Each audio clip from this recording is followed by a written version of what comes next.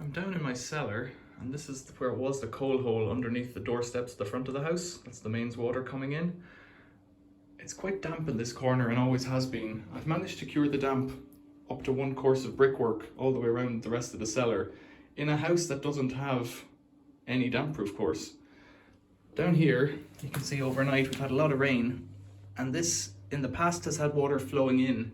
It hasn't happened at the moment, but it flows in, flows down, and flows in here, and it's got a float switch, but it's too short for it to work really.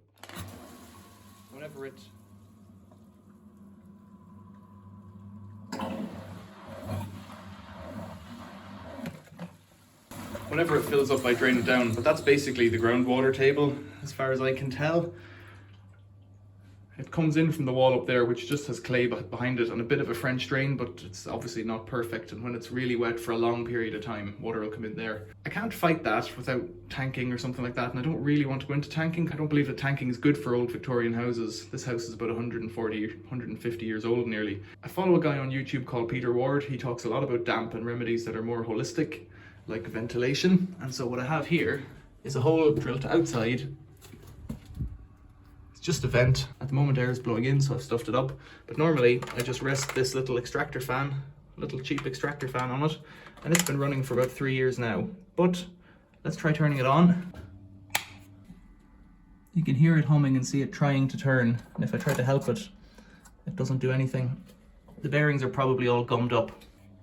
The idea is that this fan just draws any air that is damp out rather than letting it through to the rest of the cellar. So by putting it in the dampest place, it should just draw that air out. And as long as dry air can come in from the rest of the house, this should work fine. Now, to get in here, I've turned it off, so with the isolator switch, so I should just have to poke in here with a screwdriver, pop those tabs up, and then it pops up. It's a very simple little, I think it's an induction motor. It's just got 2 wires. It says neutral and live on it, although I don't believe it makes any difference for this, which way they go. Make sure it's turned off, obviously. Leave that there where children can't touch it. And then bring this into the workbench. The other thing I fitted is a hose that comes from the kitchen up there, where there's a solid fuel range, and it brings air down into the cellar to this little inline fan, and it's just blowing it out here at the moment into the dryer cellar. That's the damper cellar, and then there's a dryer cellar in here where I have a workshop. And so on the bench, when I try to turn it, I can feel loads of resistance. It'll just be that bearing there.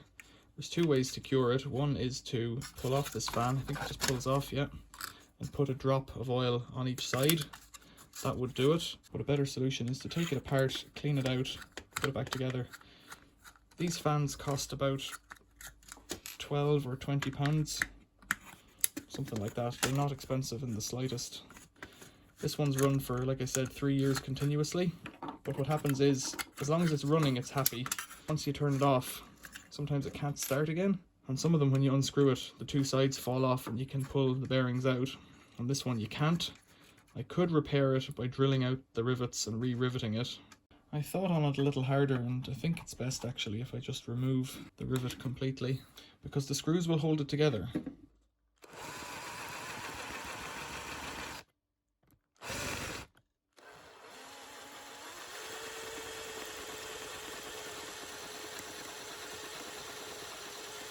The rivets are drilled on both sides. Let's see if I can lever the plate off.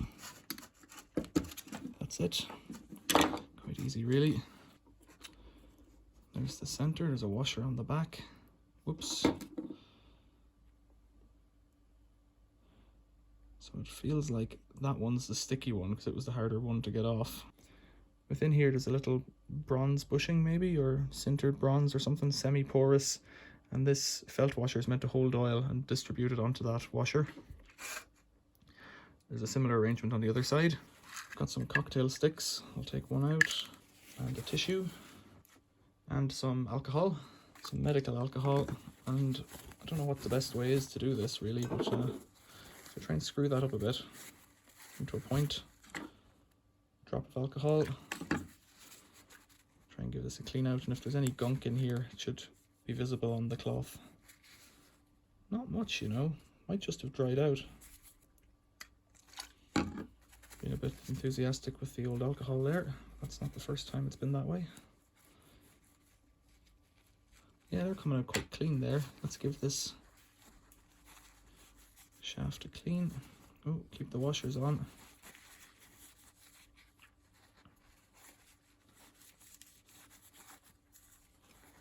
It's all actually quite clean. So I'm wondering why it was sticky. It might just have dried out.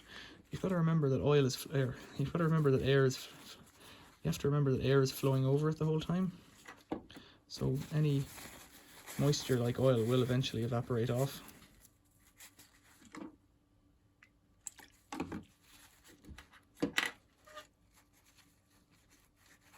Piece of cloth, like terry cloth, might be better. Here's where the cocktail stick will come in.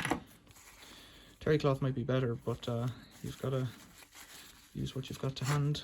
I'm indoors, not out in the garage.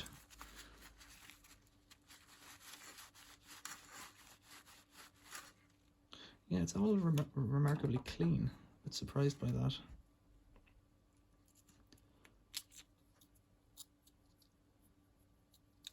Still a bit sticky. So then all I can really do is put it back together again. And hopefully it'll start. Before I wave goodbye to it, a little bit of light machine oil. To get this oil into the back bearing, you would need to open it up one way or the other.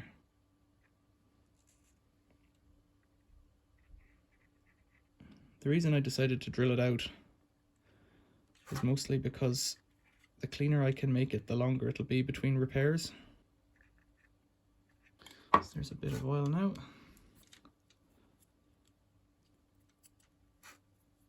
And that's 100 times freer now that it has a drop of oil in it. This guy goes like this.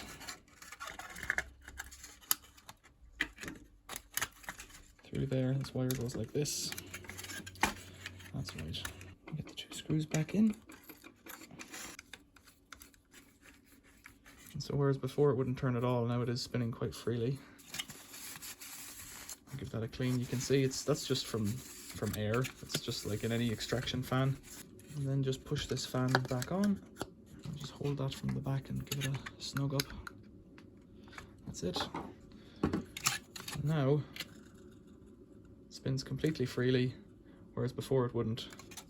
Let's get it refitted.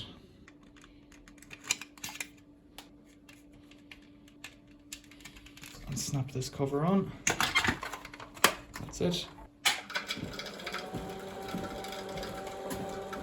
And straight away that's working. You can feel the breeze blowing off it. It's only small, but there is a breeze. So let's get that refitted. This is excellent. Things are coming together. It sounds a bit croaky, but I'm sure it'll bed in. I think in a typical setup it would be screwed to the wall, whereas I've not chosen to do that here and it's been fine for a couple of years. Pretty good, I could feel the air gently blowing through it. Questions or comments, leave them below. Thanks for watching, see you later.